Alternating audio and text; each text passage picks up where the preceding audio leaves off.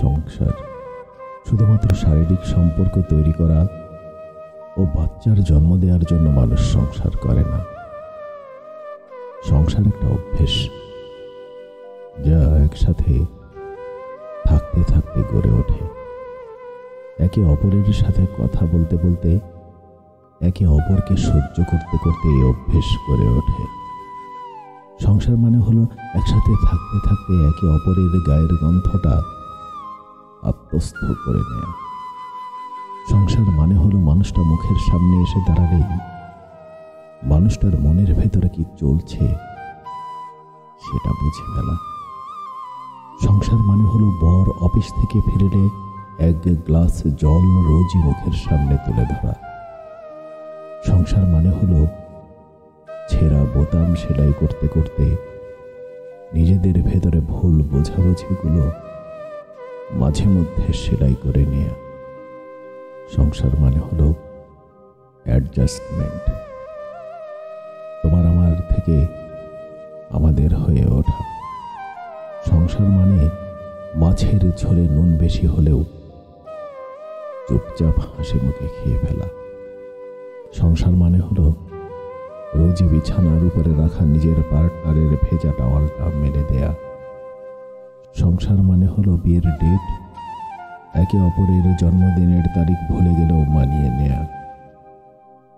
সংসার মানে গাঢ় নীল রং নিজের পছন্দ না হওয়া সত্ত্বেও পার্টনারের পছন্দ বলে একদিন নীল রঙের পাঞ্জাবিটা পরে ফেলা।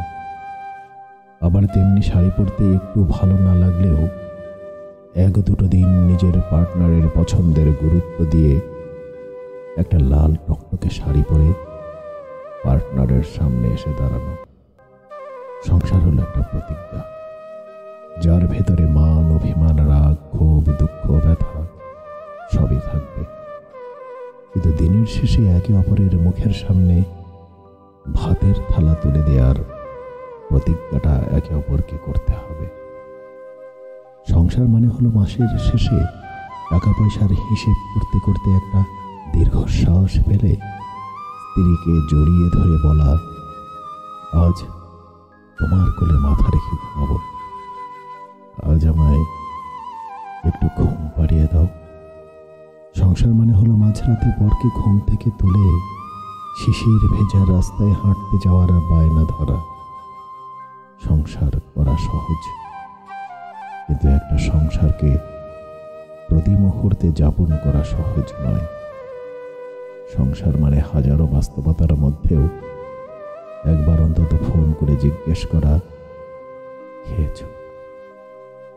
সংসারে ওঠানামা ভাঙা করা থাকবেই, কিন্তু হাঁপিয়ে গেলে চলবে না।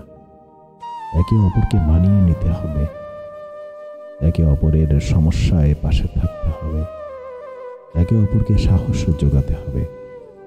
সংসারে কেউ কারো থেকে ছোট বা বড় হয় না, দুজনেরই দুজনের পরিপূরক হয়।